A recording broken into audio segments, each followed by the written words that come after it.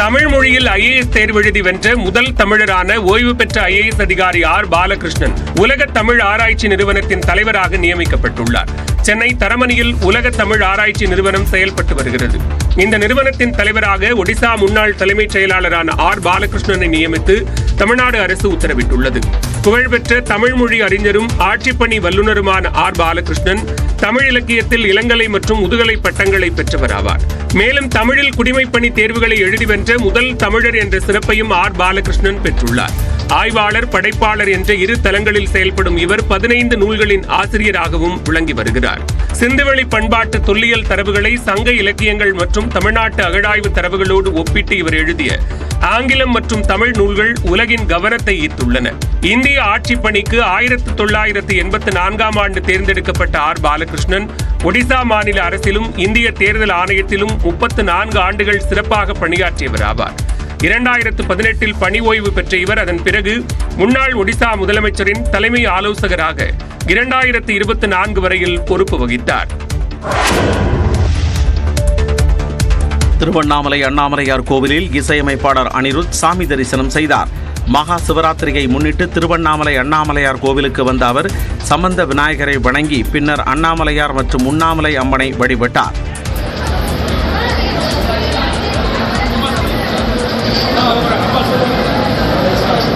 அப்போது பொதுமக்கள் அவருடன் ஆர்வமாக புகைப்படம் எடுத்துக் கொண்டனர். பின்னர் கோவில் சார்பில் மாலை அணிவித்து பிரசாதம் வழங்கப்பட்டது.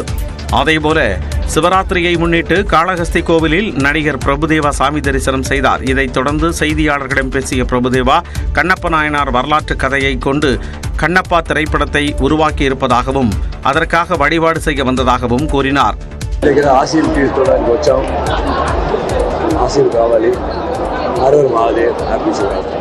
அவருடன் நடிகரும் தயாரிப்பாளருமான மோகன் பாபு உள்ளிட்டோரும் உடன் இருந்தனர்.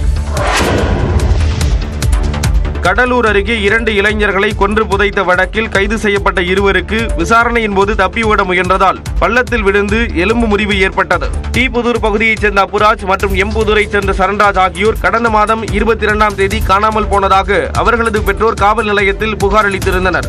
அவர்களை தேடி வந்த போலீசார் சந்தேகத்தின் பேரில் தருண்குமார், பால்ராஜ் ஆகியோரை விசாரித்தனர். அதில் மது போதையில் ஏற்பட்ட தகராறில் லாரியில் இருந்த இரும்பு கம்பியை எடுத்த அப்புராஜ் மற்றும் சரண்ராஜ் ஆகியோரை பால்ராஜ் தாக்கியதும் இருவரும் உயிரிழந்த நிலையில் உடலை பள்ளம் தோண்டி புதைத்ததும் தெரிய வந்தது. இதைத் தொடர்ந்து லாரி ஓட்டுநர் பால்ராஜ் மற்றும் கொலைக்கு உடந்தையாக இருந்த தருண்குமார் ஆகியோரை போலீசார் கைது செய்தனர்.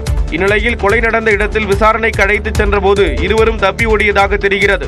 அப்போது 100 அடி மேட்டில் இருந்து பள்ளத்தில் குதித்த போது இருவருக்கும் காலில் எலும்பு முறிவு ஏற்பட்டுள்ளது. அவர்கள் மருத்துவமனையில் அனுமதிக்கப்பட்ட நிலையில் இருவருக்கும் மாவுக்கட்டு போடப்பட்டுள்ளது. இதனிடையே தலைமறைவான கோகுலகிருஷ்ணன் என்ற இளைஞரை போலீசார் தேடி வருகின்றனர். ராமநாதபுரம் மாவட்டம் கலவை அருகே நடைபெற்ற எருதுவிடும் விழாவில் காளை முட்டி தட்டியதில் காவலர் படுகாயமடைந்தார். பெண்ணகர் பகுதியில் மகா சிவராத்திரியை முன்னிட்டு எருதுவிடும் திருவிழா நடைபெற்றது. அப்போது இளைஞர்கள் அவிழ்த்துவிட்ட மாடு ஓடிச் சென்று பாதுகாப்பு பணியில் இருந்த காவலர் பிரபாகரனை முட்டித்தடியது. இதனால் அவர் படுகாயமடைந்த நிலையில் சக காவலர்கள் அவரை மருத்துவமனைக்கு அனுப்பி வைத்தனர். இதைத் தொடர்ந்து கலவை காவல் நிலைய ஆய்வாளர் கவிதா தலைமையிலான போலீசார் எருதுவிடும் விழாவை பாதையில் நிறுத்த கோரியதால் போலீசாருக்கும் இளைஞர்களுக்கும் இடையே வாக்குவாதம் ஏற்பட்டது. ஒரு கட்டத்தில் இருதரப்பிற்கும் இடையே தள்ளுமுள்ளு ஏற்பட்டதால் பரபரப்பானது.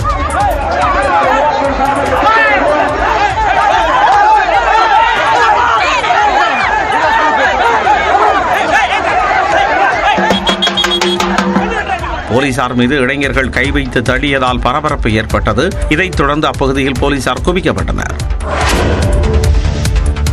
ராசிபுரத்தில் அரசு பள்ளியில் 9ஆம் வகுப்பு மாணவன் மர்மமான முறையில் உயிரிழந்த நிலையில் உறவினர்கள் சாலை மறியல் போராட்டத்தில் ஈடுபட்டனர். நாமக்கல் மாவட்டம் ராசிபுரம் LIC பகுதியை சேர்ந்த பிரகாஷ் என்பவரின் மகன் கவின்ராஜ் சிவானந்தா சாலையில் உள்ள அரசு மேல்நிலைப் பள்ளியில் 9ஆம் வகுப்பு பயின்று வந்தார். பள்ளி வகுப்பறையிலிருந்து கழிவறைக்கு சென்ற மாணவன் நீண்ட நேரம் வராததால் சக மாணவர்கள் சென்று பார்த்தபோது கவின்ராஜ் மயங்கிய நிலையில் கிடந்துள்ளார். உடனடியாக அங்கிருந்த ஆசிரியர்கள் மருத்துவமனைக்கு தூக்கிச் சென்றனர். அங்கு கவின்ராஜை பரிசோதனை செய்த மருத்துவர்கள் ஏற்கனவே இறந்துவிட்டதாக தெரிவித்தனர். இதையறிந்து மருத்துவமனை வளாகத்தில் மாணவரின் உறவினர்கள் குவிந்தனர். மாணவரின் உடலை பார்க்க காவல்துறையினர் அனுமதி மறுத்ததால் அவர்கள் சாலை மறியலில் ஈடுபட்டனர்.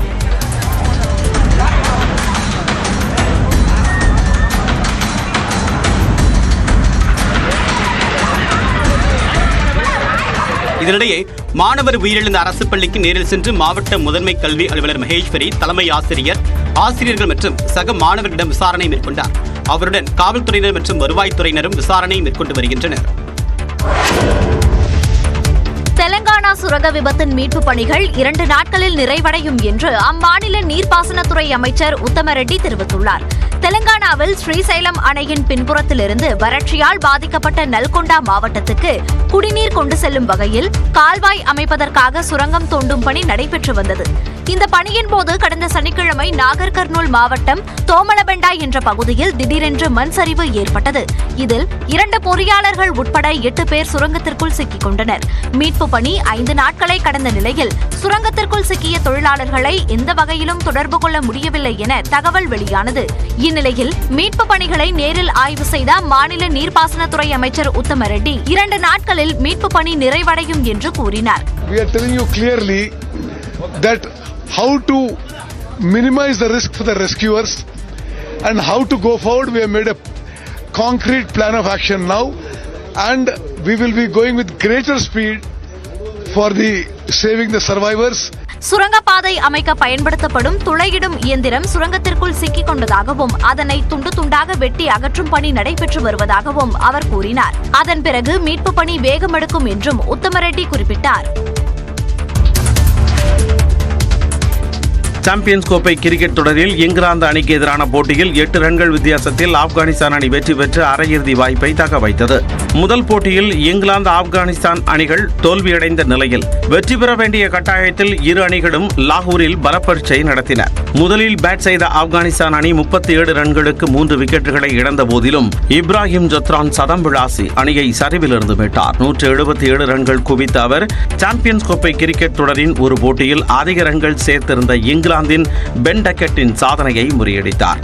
50 ஓவர்களில் ஆப்கானிஸ்தான் அணி 7 விக்கெட் இழப்பிற்கு 325 ரன்கள் குவித்தது. பின்னர் விளையாடிய இங்கிலாந்து அணி சீரான இடைவெளியில் விக்கெட்டுகளை இழந்தாலும் ஜோ ரூட் சதமடித்து நம்பிக்கை கொடுத்தார். எனினும் கடைசி நேரத்தில் மீண்டும் இங்கிலாந்து அணி மடமடவென விக்கெட்டுகளை இழந்து 317 ரன்களுக்கு ஆல் அவுட் ஆனது. அடுத்தடுத்து 2 போட்டிகளில் தோல்வியடைந்த இங்கிலாந்து அணி அரையிறுதி வாய்ப்பை இழந்தது. ஆப்கானிஸ்தான் அணி கடைசி போட்டியில் ஆஸ்திரேலியாவுக்கு அதிர்ச்சி கொடுத்தால் அடுத்த சுற்றுக்கு முன்னேறிவிடும். விடுதலை சிறுத்தைகள் கட்சி இல்லாமல் தமிழ்நாட்டு அரசியலில் யாராலும் காய் நகர்த்த முடியாது என்று அக்கட்சியின் தலைவர் திருமாவளவன் தெரிவித்துள்ளார். விடுதலை சிறுத்தைகள் இல்லாமல் தமிழ்நாட்டு அரசியலில் யாராலும் காய் நகர்த்த முடியாது.